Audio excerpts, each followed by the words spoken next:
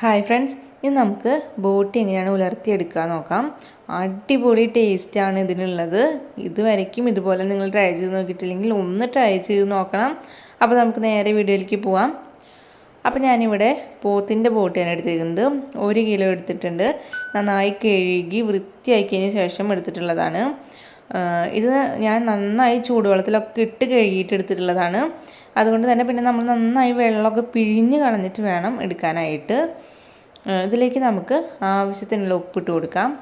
പിന്നെ 1.5 ടീസ്പൂൺ മഞ്ഞൾപ്പൊടി വേണം, 2 ടീസ്പൂൺ മുളക് പൊടി,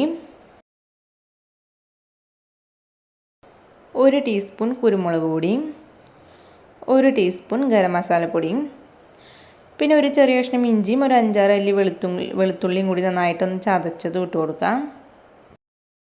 പിന്നെ കുറച്ച് കറിവേപ്പിലയും കൂടി ഇട്ട് കൊടുക്കാം. അതിനുശേഷം നമുക്ക് നന്നായിട്ട് ഇതെല്ലാം കൂടി മിക്സ് ചെയ്തെടുക്കാം. ഇപ്പോൾ ഇതിവിടെ നന്നായിട്ട് മിക്സ് ചെയ്തെടുത്തിട്ടുണ്ട്. ഇനി നമുക്കിതൊരു കുക്കറിലേക്ക് ഇട്ട് കൊടുക്കാം.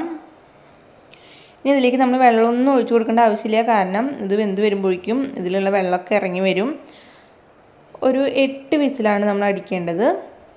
ഒരു മീഡിയം ടു ഹൈ ഫ്ലെയിമിൽ വെച്ചിട്ട് 8 വിസിൽ അടിച്ച് കഴിഞ്ഞിട്ടുണ്ടെങ്കിൽ ഫ്ലെയിം ഓഫ് ചെയ്യുക. അതിനുശേഷം എയറെല്ലാം പോയി വരുമ്പോഴേക്കും ബോട്ടി കറക്റ്റായിട്ട് വെന്ത് വന്നിട്ടുണ്ടാവും. ഇപ്പോൾ ഇവിടെ ബോട്ടി വെന്ത് വന്നിട്ടുണ്ട്. ഇപ്പോൾ ഇതാ ഇതിലത്തെ വെള്ളമൊക്കെ ഇറങ്ങി, ഇത് എത്രയും വെള്ളം ഉണ്ട്. അതുകൊണ്ട് തന്നെ നമ്മൾ ഒരിക്കലും വെള്ളം ഇതിൽ ഒഴിച്ചു കൊടുത്തിട്ട് വേവിക്കേണ്ട ആവശ്യമില്ല. ഇനി നമുക്ക് ഈ വെള്ളം ഊറ്റി കളയരുത്. കാരണം ഇതിൽ കുറച്ചൊക്കെ നെയ്യൊക്കെ ഉണ്ടാവും. അതുകൊണ്ട് ഈ വെള്ളം ഊറ്റി കളഞ്ഞിട്ടുണ്ടെങ്കിൽ ഇതിൻ്റെ ടേസ്റ്റ് പോവും. ഈ വെള്ളം നമുക്കൊന്ന് വറ്റിച്ചെടുക്കാം.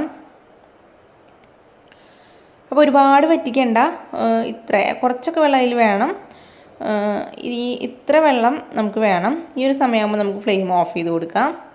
ഇനി നമുക്കൊരു ചീഞ്ചട്ടിയിലേക്ക് കുറച്ച് വെളിച്ചെണ്ണ ഒഴിച്ച് കൊടുക്കാം. അപ്പോൾ ഞാനിവിടെ ഉലർത്തിയത്തിൻ്റെ ചീഞ്ചട്ടിയാണ് എടുത്തേക്കുന്നത്. കുറച്ച് അടി കട്ടിയുള്ള പാത്രം എടുക്കുകയാണ് നല്ലത്.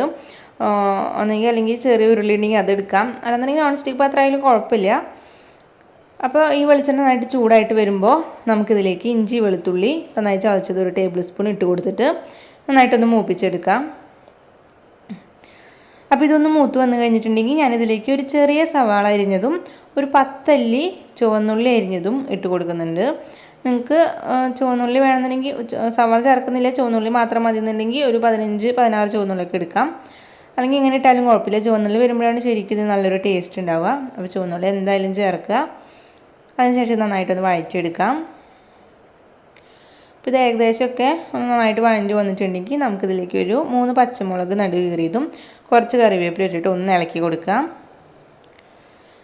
അതിനുശേഷം നമുക്കിതിലേക്ക് 1 ടീസ്പൂൺ മുളക് പൊടി, 1 ടീസ്പൂൺ മല്ലിപ്പൊടി, 1 ടേബിൾ സ്പൂൺ കുരുമുളക് പൊടി ഇട്ട് കൊടുക്കാം. കുരുമുളക് പൊടിയാണ് ഇതിൽ കൂടുതലായിട്ട് നിൽക്കേണ്ടത്. നിങ്ങൾക്ക് പിന്നെ സാധാ ചെറിയ ജീരകത്തിൻ്റെ പൊടി ആ ഒരു മണം ഇഷ്ടമാണെന്നുണ്ടെങ്കിൽ ഒരു ടീസ്പൂൺ ആ പൊടി ചേർത്ത് കൊടുക്കാം. ഞാനിപ്പോൾ ജീരകത്തിൻ്റെ പൊടി ചേർത്ത് കൊടുക്കുന്നില്ല. അതിനുശേഷം നമുക്ക് നന്നായിട്ടൊന്ന് മൂപ്പിച്ചെടുക്കാം. ഇപ്പോൾ ഇതിവിടെ നന്നായിട്ട് മൂത്ത് വന്നിട്ടുണ്ട്.